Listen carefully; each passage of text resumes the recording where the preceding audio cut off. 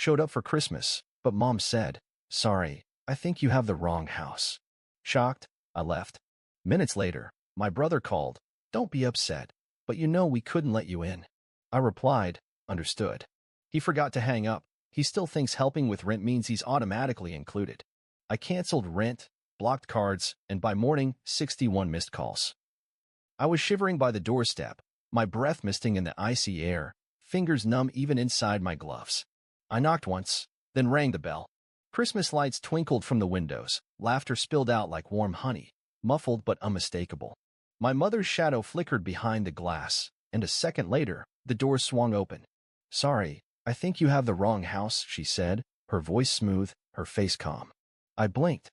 "Mom, what are you talking about?" Her expression didn't change. "I'm sorry, I don't recognize you." "Are you serious?" "It's me. It's—" The door clicked shut. No slamming. Just a firm, final shut. I stood there, the cold biting through my coat, the sting reaching somewhere deeper. For a moment, I thought it was a joke. Some cruel, twisted prank. But then I heard it, the muffled laughter, the clinking of glasses, the warmth of family cheer bleeding through the walls. I stumbled back, turned to leave, but my phone buzzed in my pocket. My brother's name flashed on the screen. I answered, my voice tight. "Don't be upset," he began, his tone somewhere between pity and irritation. "But you know we couldn't let you in." "What?" I whispered, still staring at the glowing windows, my vision blurring. "You know how things are, okay? It's complicated. Just, please don't make a scene." A scene. My voice cracked, and I heard someone's muffled voice in the background. "He still thinks helping with rent means he's automatically included." Silence. Cold, crushing silence. I hung up without another word. My breath came in short, angry bursts, clouding the freezing air. I stood by my car, staring at the house I had helped save last year when Dad was behind on the mortgage. The house where I'd covered utilities, groceries, even Christmas gifts when Mom's budget was tight. And they shut me out. Not just shut me out, acted like I didn't exist. My hands were steady as I unlocked my phone. I tapped the banking app, thumb hovering just a second before I started. First, the automatic transfer for their rent canceled. Next, the joint account where I sent money for emergencies gone. The secondary card I'd given my brother to help with gas blocked. Each click felt like a door slamming shut. I didn't feel a single flicker of guilt, only a cold, clear sense of finality. By the time I drove away, my phone was vibrating like a heartbeat, the screen lighting up with call after call. Mom, Dad, my brother, even my aunt, probably thinking I was overreacting. But I didn't answer. I didn't even look. By morning, I had 61 missed calls. And I felt nothing. I wasn't always the outsider. For most of my life, I was the fix-it kid, the one who stepped in whenever there was a crisis. When Dad's job was restructured 3 years ago, it was my paycheck that kept the house from slipping into foreclosure. When Mom's emergency dental surgery came up, it was my card they swiped. My brother, Adam, barely out of college, was always figuring things out. But I never complained. Because that's what family did, right? You helped. And I was good at helping. I got a steady job straight out of college, climbed the ladder fast. While they called it luck, I called it skipping nights out, eating instant noodles, and living in a shoebox apartment for years. But none of that mattered. Because whenever they needed something, I was the one they called. "Jacob, honey, we're a little behind on the electric bill. Can you help?" "Jake, Adam's having a hard time. Could you just spot him for gas?" "Sweetheart, your father's been so stressed. Could you help with the mortgage just for a bit?" A bit. Months turned to years. I became the silent safety net, invisible until needed. I still remember the first time I thought it was strange. Thanksgiving last year. I'd covered the entire dinner, the roast, the pies, even the overpriced bottle of wine Dad insisted on. But when it was time for the family photo, they shuffled me off to the side, told me to take the picture. "Come on, Jake," Mom said, waving me back. "Just one of the family." I laughed it off. A little jab, a misunderstanding. That's all. But the little things started piling up. Adam got a brand new SUV for his birthday, a gift from our parents. When I asked why I never got anything close to that, Mom chuckled. "Oh, Jake, you never needed anything. You're so independent." Independent. The polite word for alone. I tried telling myself it didn't matter. I was the older brother, the reliable one. But then came the whispers, the little jokes that twisted like a knife. He thinks paying a few bills makes him part of the family. He's always throwing money around. But what else does he have? But the worst was Mom. Always there with a smile and a quiet, calculated cruelty. You know, Adam has such a bright future. If only you could be a little more supportive of him. Supportive. I paid his student loans. I covered his rent when he quit his job to find himself. I even co-signed his credit card because he needed to build his credit. And when I tried to pull back, when I mentioned how tight my own finances were getting, Mom's voice would lower, soft and disappointed. Family is about sacrifice, Jacob. We were always there for you. There for me? I thought of my 27th birthday, the one they all forgot. I thought of the hospital bill I paid when Dad slipped on the icy porch, how they didn't even tell me he was better until 2 weeks later. I thought of the time I had to cancel a trip with friends because Adam called me crying about needing help with rent again. But that Christmas night, standing in the cold, staring at the door they shut in my face, something changed. I wasn't their son. I was their sponsor. I remembered how last summer, I paid for the roof repairs because the house was practically falling apart. I remembered how I'd slipped a $500 check into Mom's purse just to help out. And I remembered Adam's face at his birthday party, the one I paid for, beaming as Mom hugged him and said, "We're so proud of you." Proud. Of what? His ability to leech off me? But I still didn't see it clearly until I heard his voice that night. He still thinks helping with rent means he's automatically included. I sat in my tiny apartment, the blinking lights of my barely decorated Christmas tree mocking me. My phone kept buzzing with their messages. Mom, Jacob, please pick up. It's Christmas. Adam, dude, stop being dramatic. Let's talk. Dad, you know your mother is upset. Call her. But the words never changed. No apologies. No acknowledgement. Just commands, like always. I leaned back, staring at the ceiling. How many years? How many times had I been the invisible lifeline, the silent sponsor of their picture-perfect family? The next morning, I called the bank. Canceled the automatic transfers. My name was pulled from the joint account I'd set up for emergencies. Mom's credit card, the one I co-signed? Gone. The gas card Adam used in case of job interviews? Blocked. Then I called the landlord, the one who managed the house they rented. A quiet, simple call. Yes, I'm calling to update the account. Rent will no longer be paid from my account. I didn't leave a note. No explanation. Just a cold, clean cut. I made coffee, watched the snow pile up outside. My phone kept buzzing, the missed calls piling up. But I didn't answer. I didn't even watch. And for the first time in years, I felt something warm under the cold, not guilt, not regret, but freedom. It took less than 24 hours for the explosion. The first call I picked up was my mother's, her voice already sharpened to a frantic edge. Jacob, what did you do? The rent's not paid. The card isn't working. Did you? I did, I interrupted, my voice calm, almost bored.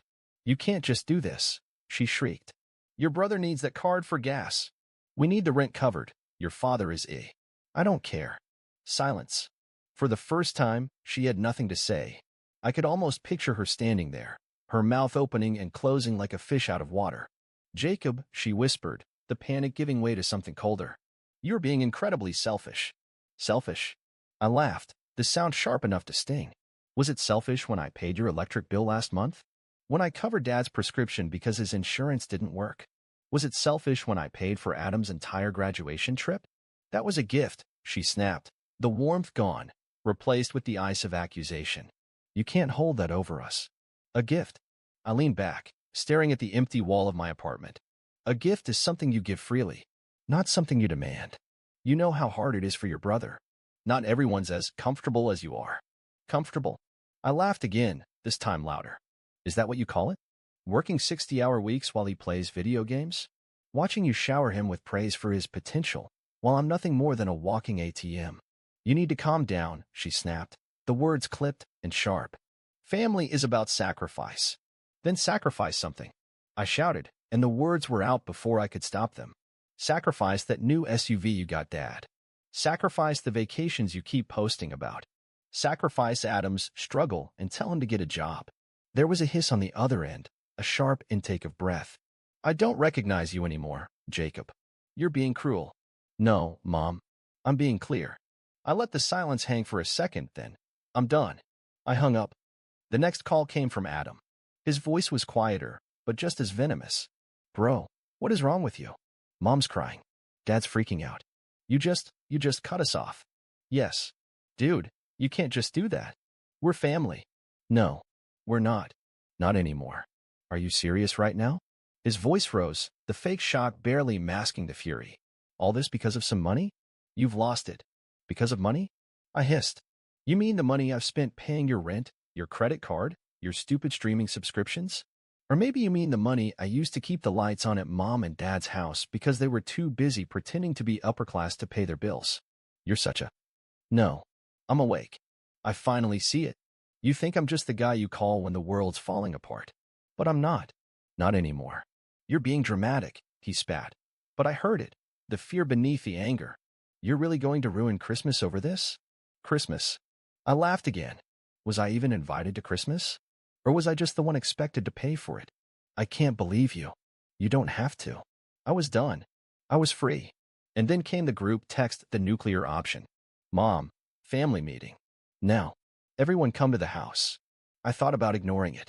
Thought about staying in my warm, quiet apartment, letting them scream into the void. But a dark, cold fury was already pulsing in my veins.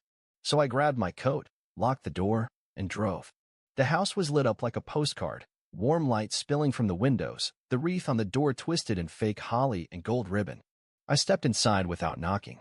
They were all there, Mom, her face blotchy and tear-streaked, Dad, pacing by the fireplace, his fist clenched, and Adam, slouched on the couch, his phone glowing in his hands. Finally, Mom cried, rushing toward me. Jacob, this has gone too far. We're family. We don't just turn our backs on each other. You did. The room froze. I saw the shock in her eyes, the way Dad's pacing stopped. Even Adam looked up, his mouth falling open. You did. The moment you closed that door on me. The moment you shut me out, laughed about me behind my back. The moment you decided that I was nothing but a wallet to you. That's not true. Mom gasped. You're our son. Am I? I stepped forward, feeling the heat in my chest burning through the cold. Because I was here when you needed rent. When you needed the roof fixed. When Dad needed his car repaired. But Christmas? I was nothing. Not even a knock on the door. Just shut out. Jacob, you don't understand, Dad began, his voice low, almost pleading. Then explain it to me. He glanced at Mom, then at Adam. No one spoke. Exactly. I turned to leave. Wait. Mom's voice was sharp, desperate. You can't just leave. We're family. Family means sacrifice. I cut in. Then start sacrificing. Because I'm done. Adam jumped up, his face red. Oh, so what? You're gonna take your money and run? Go cry in your fancy apartment while we suffer. Suffer. I laughed in his face. You're 24 and still living off your parents. You're not suffering. You're freeloading. Enough. Dad's voice boomed. Jacob, we can fix this. Just come back. Help out like you always do. No.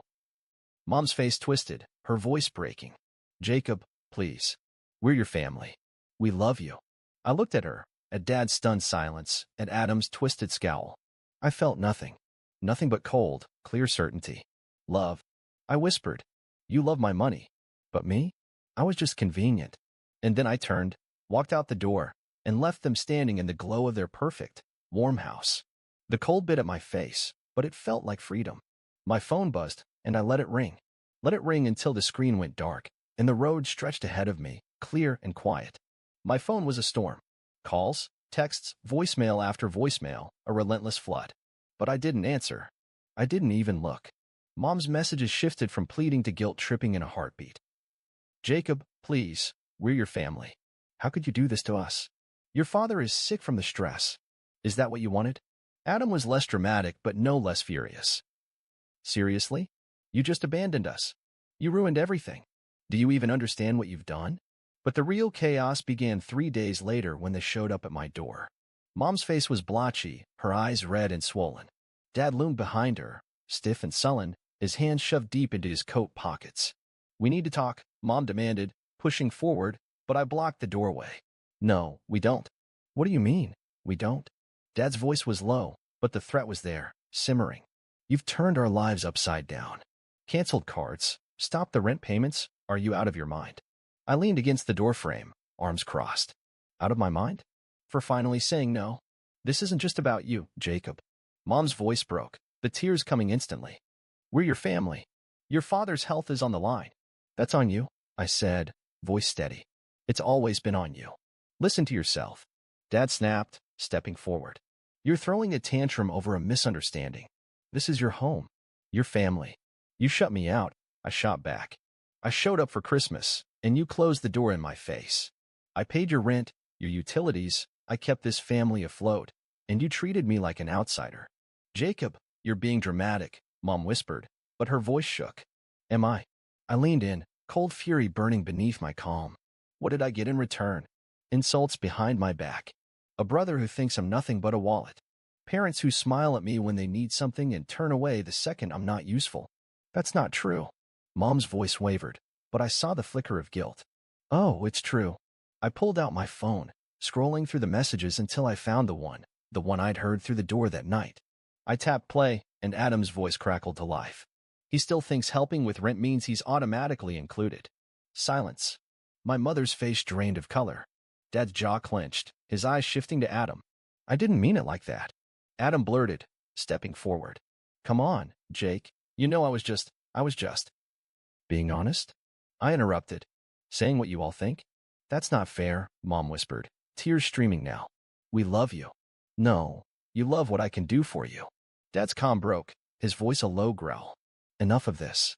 You're acting like a spoiled child. You think you're better than us because you have some money. No, I think I deserve respect, but I'll settle for peace. Peace. Dad laughed, but it was a desperate, hollow sound. Cutting off your family isn't peace. It's cruelty. Cruelty. My voice rose, and for the first time, I didn't hold back. Cruelty is using someone over and over, making them feel like they owe you just for existing. Cruelty is laughing at me, calling me a fool for caring. Jacob, Mom's voice was a broken whisper. We didn't know you felt this way. Because you never asked, I said, stepping back, beginning to close the door. And now you can feel what I felt. Alone. Wait. Mom lunged forward, but I shut the door in her face. I stood there, breathing hard, the muffled sounds of her sobs barely reaching me through the wood. For a second, a sick pang of guilt twisted in my chest. But then I remembered the laughter through the door, the whispered insults, the constant feeling of being useful, but never wanted. I turned my phone to silent. I walked to my kitchen, made a coffee, and sat by the window. The snow was falling again, slow and quiet. The kind of quiet I hadn't felt in years. They kept knocking for another 10 minutes. I didn't move. I didn't even look. An hour later, the buzzing started again, more calls, more messages. I didn't answer. I didn't even check. By morning, I had over 80 missed calls. But all I felt was a strange, warm calm. For the first time, I wasn't drowning. I was free. I woke up to silence.